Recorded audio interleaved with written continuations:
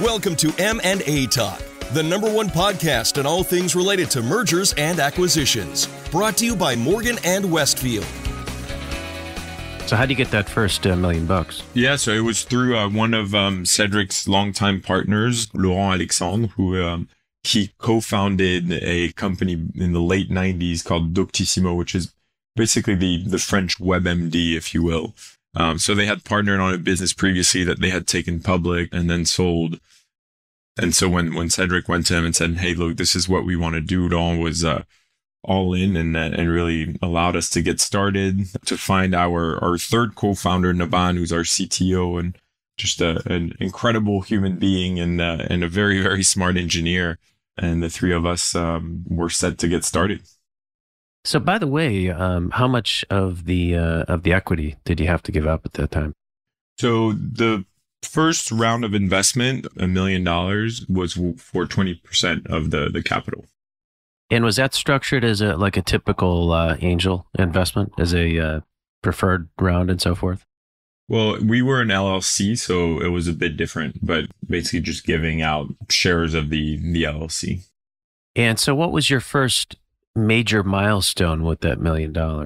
Did you go out and make a couple hires and build an MVP, or where did you take it from there? Yeah, made some hires, built an MVP. The first product we actually came to market with was a product to understand and solve the problem of ad blocking.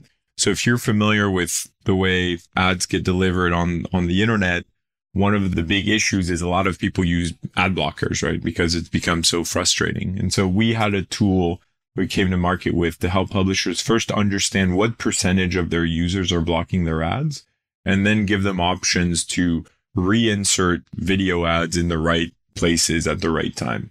So that's what we started with. Turns out it was a very difficult business to be in because you're constantly creating tools that other companies are working equally hard to undo. So that's an ad blocker? If you will, yes. And so that was a difficult sell, huh? Yeah, well, difficult technically. And then in terms of a sell, I think it just wasn't top of mind for publishers. It'd say, it was clearly a problem. I mean, some clients had 60% of their audiences blocking ads. So it's like, you own a restaurant and 60% of the people who come in to eat at your restaurant leave without paying the bill.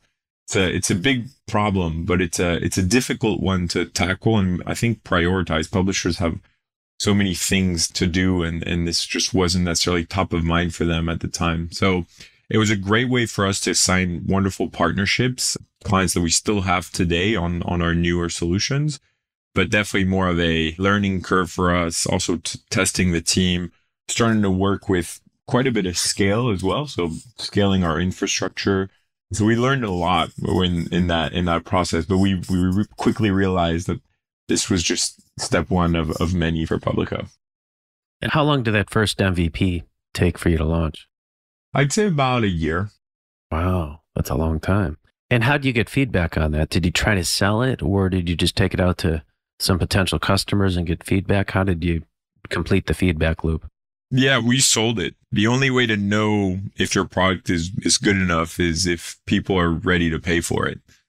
So we had that mindset and I was going to every conference I could go to and just, selling this product sometimes before we even had, even a UI or things to show for it.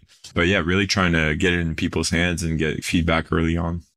When did you decide it was time to pivot and say, look, this isn't working out?